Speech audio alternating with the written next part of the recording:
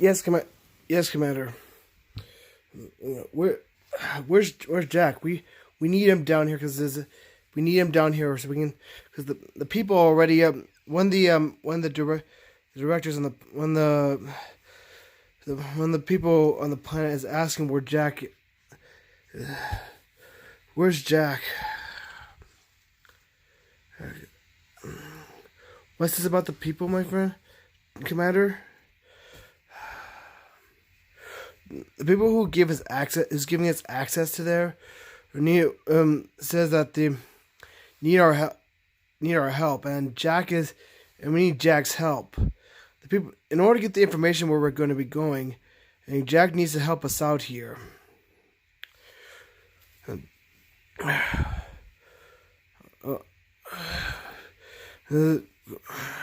Anything trouble going on down there, Commander? Yes, in fact there is. We have to. Since this blizzard has been clocking in fast, we need to get these people's. We need to help get these people's heaters up and running in their house. And Jack has needs to help us out. All right, Leona, where is he? Leon is talking to Jack. I'm pretty sure he'll convince Jack to come down here because we need him right now. Anyway, how goes the reaction? Besides this point, how are you guys doing with the reactions? Pretty well. I think we'll call you. Don't worry. We'll have Jack down there soon.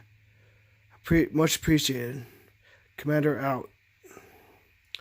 But by the way, well, it's time to get to another Fallout episode. Yeah. But Boris, where's Alice? Oh, she's down on crew deck. To go see, she wants to. She's having a conversation with Minnie right now. Oh, okay. So we have to do it without her then, I guess. Hi everybody. Hi, I'm Bendy and I'm Boris. Welcome to another reaction. Today we're going to be doing another episode of the Fallout Storyteller. We're beginning the first episode of the Fallout Storyteller series. Link will be in the description down below, and please support the official release. And please support Shoddycast and their channel as well for all future content. And let's hope that the Shoddycast brings back the storytellers in the future. All right, ready? 1, 3, 2, 1, go. The discovery of the atomic bomb in the 1940s has given humanity a question the Fallout series has strived to answer. If ever there would come a day when mankind possessed the capacity to destroy himself, what would come of us? I predict that this is where our story will end. Yet what if it was only another bloody chapter of human history? You've experienced the Fallout series in your own way, but want to learn more about its story. To get to the heart of the story, you have to go back to the beginning. Alright.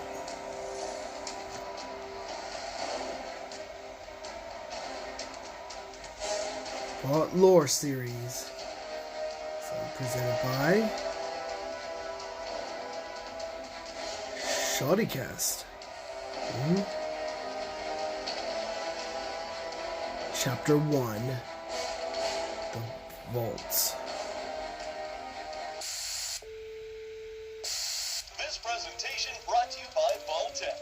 Here's what you need to know about leaving the vault. Ooh. Be sure to remember these basic rules. Rule number 1, line up in an orderly fashion. Sounds simple enough. Hello. Rule number 2, use protective eyewear. Years of living in the vault can make the eye sensitive to natural sunlight. Without protective eyewear, extreme eye damage could result. Oh dear.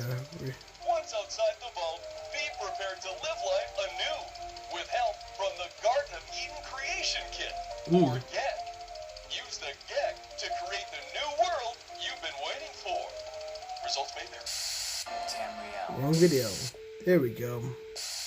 On October 23rd, 2077, the nightmares became all too real and the Great War commenced. Blinding light ignited the sky, and people ducked and took cover as they had been taught, cowering under whatever they could, hoping that if they kept their eyes closed and remained still, that the merciless flames would pass them by. They hid beneath desks at school, under cars on the street, and behind desks at work. Perhaps a few were in their beds when the flash appeared on the horizon, and perhaps they drew their blankets over their head like children, hoping that the searing pain was just a bad dream. The valiant tactic of duck and cover proved ineffective against armies that no longer cared about winning. Mutually self-assured destruction was the goal, and the American and Chinese exceeded it in spades. Hundreds of millions of people lost their lives within minutes, and billions more died over the days to come as radioactive fallout settled over entire continents. The fallout muddied the oceans, clouded the sky, and sunk deep into the soil. The Those who happened to apocalypse. be in the right place at the moment the bombs fell managed to survive. These lucky few formed the primitive tribal societies that struggled for survival in the years immediately following the war. Hidden from those tribal bands were another group of survivors, those who had been selected for Project Safe House. 100,000 people fortunate enough to have been offered shelter inside impregnable survival shelters called vaults, created by the Vault-Tec Corporation. The first vaults opened again a few years after the war, and their inhabitants slowly spread throughout the wasteland. By now, tales of the vaults have spread from coast to coast, although not many people alive today have actually been inside one. At the height of pre-war civilization, the government and a few powerful corporations knew that an apocalypse was brewing, so they used their finest technology to create vast subterranean bunkers that could withstand Looks roomy. a blast, a meteor impact, global flooding, or other likely But where are they disasters. hiding? The general public wasn't entirely convinced that their end was nigh. Otherwise, there would have been a greater demand for vaults. When the war started, there were only about 100 of them, scattered across America, and many held less than 1,000 people they were intended to hold. Those who were smart enough or lucky enough to be inside one when the end came were protected from the devastation by airtight steel doors, Lucky. thick walls of concrete, and over 200 feet of soil. The fine engineers at Vault-Tec designed their bunkers to run independently for 10 years and even more. Geothermal power, hydroponic farms for growing food, and a water purification system so efficient vault residents could fool themselves into thinking they weren't drinking their own urine. The designers made the vaults as homey as possible despite the steel-clad walls. The cafeterias were designed to look a little like roadside diners, and vault dwellers could close their eyes and imagine that they were eating a plate of Blamco mac and cheese. Shiny new medical robots tended to those who suffered from mundane illnesses and injuries, while on the surface world, billions died from radiation sickness, burns, starvation, and violence. Housing wasn't as spacious as on the surface, but there was plenty of room for several hundred people, and the vaults that held a few thousand or more could work out fair ways to share their bunks for a while. Each vault was run by a leader called the Overseer, who ran the underground community from a command center deep inside the complex. The Overseers were usually selected for their exceptional leadership skills. The vaults were comfortable enough, but after 10 years, the radiation had gone down in most parts of the country. The vault dwellers expected to head back up into the sunlight and begin rebuilding their flawed societies. Vault-Tec had prepared them for anything that might await on the surface. That's good. The vaults had all the research material that they would need to rebuild America, including the entire Library of Congress on holodisk, plus that's 101 recipes on how to cook rats. Ooh. Those who have walked the wasteland know that the world isn't a kind place. No, it isn't. Sometimes people think of the pre-war days as a golden age, a time when people were better to each other. But there wouldn't have been an apocalypse if that were true. No, people were cruel and callous to each other even back then. The folks who ran Vault-Tec were no exception. We've all heard of Vault City, a paradise built by the people who emerged from Vault 8 using a pre-war device called the Garden of Eden Creation Kit. They represent what the world could have been like if only Project Safe House had been on the up and up. Unfortunately, Vault-Tec had some ulterior motives, and vaults like Vault 8 were rare. The poor fools who weathered the fallout in Vault-Tec's nuclear shelters were the control groups in horrible experiments. Keep people nice and safe for 10 years, then open up and build a new Garden of Eden? That happened a few times out of 100 vaults. Most vaults were designed to deliberately malfunction as part of an experiment to see just how far the human mind could be pushed before it snaps. Unbeknownst to the Vault Dwellers, Vault-Tec and some elite factions of the government had their own shelters far away from the public vaults. These elite wanted to learn how to rebuild society by observing the inhabitants of the defective vaults. Some of the vaults were designed so that their inhabitants would be trapped in isolation for generations. Think 10 years locked in a vault is a rough trip. No. Try 80 or 200. There could even be people still sealed inside hidden vaults that haven't opened yet. Other vaults had experiments that only a lunatic could conceive. 1,000 men with only one woman. 1,000 women with just one man. Or even one man trapped all alone in his own vault with nothing but a crate of puppets for company. Wow. One vault even seemed like it was designed as a personal playground for a sadistic Vault-Tec employee who just wanted some poor souls to suffer forever in a virtual reality where he was a god in a world of his own making. You might be wondering if the Vault Dwellers ever figured out what was happening to them. Did any of them learn that their lives meant nothing to Vault-Tec? That they had become no more than lab rats in a mad experiment? Maybe the inhabitants thought that their problems were accidental supply errors. Or maybe they realized what had happened and cursed Vault-Tec with their dying breaths. Who knows if these experiments turned up any useful information for the sons of whores who devised them. All the suffering wasn't for nothing. Many vaults did open, even if later than expected. Some of the people who emerged went on to do great things for the wasteland. Parts of what used to be the capital of this land even has fresh water thanks to some helpful vault dwellers and technology scavenged from the old vaults. Looters hoping to uncover riches and pre-war supplies should be wary of the vaults, though. Project Safehouse has brought some troubles to the wasteland, too. The super mutants, for instance, are connected to the corporation behind the vaults. Just remember, Wanderer, it isn't worth getting killed by mutants just because you heard about a stash of fancy lad snack cakes inside some old vault's pantry. There's a whole city of ghouls who came from one of the vaults. Sometimes you'll meet a ghoul who claims to have been alive back before the bombs fell. Don't pay them no mind, unless they're wearing a Vault 12 jumpsuit. I'll keep that in mind. The door never sealed up all the way. Maybe it malfunctioned, or maybe it was more of Vault-Tec's shenanigans. But the people inside got just the right dose of radiation to turn into the very first ghouls. The idea of a piece of the old world sealed fresh is just too romantic an idea for some people to resist. Of course, most wanderers have the sense to stay away from the vaults. If you really can't help yourself, though, there's a city called New Vegas where people can get a look at the inside I remember of the that place. vault without having to worry about mutants, ghouls, or old security bots. Right in the middle of the New Vegas Strip is an old vault that they turned into a hotel so that travelers have some place to sleep while they waste their caps boozing, gambling, whoring.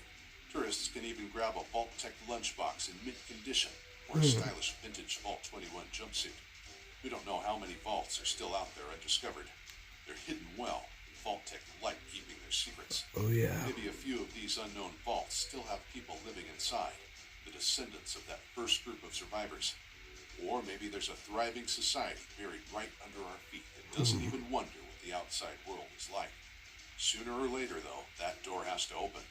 Even the fine makers of the vaults couldn't build a system that will contain humanity forever. When those vault dwellers take their first steps out into the bright sunlight and feel the sands of the wasteland beneath their feet, they'll find the world has changed a lot in 200 years. It's a big, mean world. Their overseer is small potatoes compared to some of the factions that run things now. There are those who view the vaults as candy-shelled morsels filled with treats. Technology is nice, but the vaults held something even more precious. Pure gene pool, uncontaminated by radiation or exposure to virus-borne mutagens. There are plenty of interested parties who want to get their hands on a fresh supply of pure-strain humans who have yet to be exposed to the harsh wasteland. But that is a story for another day.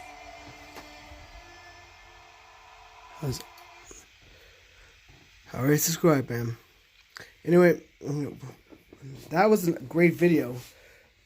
Great job to the one who voiced the storyteller, and great job to StudyCast. What did you think, Boris? I thought it was good. Another great episode. Yeah, I think that we're gonna make this a. I think even when Science Month ends, I think I'm asking if we can make this a weekly series. Well, guys, that's it for the day, guys. Next time we're gonna be tackling another science video. And if you guys have any suggestions for what science or sci-fi related video you want us to react to, please feel free to leave it down in the comment below, and I'll react to it for you guys. We'll gladly react to you guys. Until then, guys, we'll see you guys next time.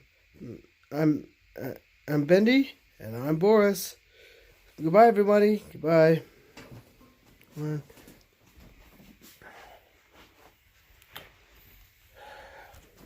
Leon. I cannot tell you, Jack. No, I already know. The tournament of the fist.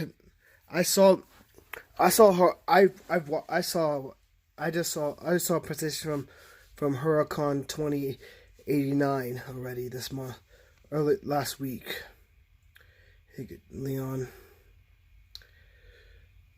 And what's disappointing, there was supposed to be a tournament of the fist. It's from finals, except there was none. And except they canceled it and already announced a winner. And now they announced Tornado Jackson was the winner. Plus, apologizing on something, as well as just only introducing titles, the upcoming titles. I need answers. What's going on? I cannot tell you, Jack. And Jack, I think you should drop this conversation. Come on, Jack. Sorry. We cannot discuss it. Now, the commander is waiting for you down on the planet, waiting for you to get back there to help him out. I suggest you go, Jack. I'll go then. Leon, Leon, let me tell you one thing. After this mission, Leon, I will get answers after this. I will get answers from you and the commander after this mission is over. We're heading. And you guys will answer me truthfully about this. Otherwise, I leave the Retro Federation for good. Transporter, transmit it back to my friends. Yes, Commander. Yes, Jack.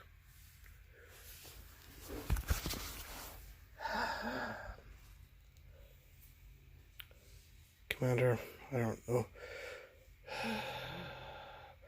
I seriously hope you know what you're doing, Commander.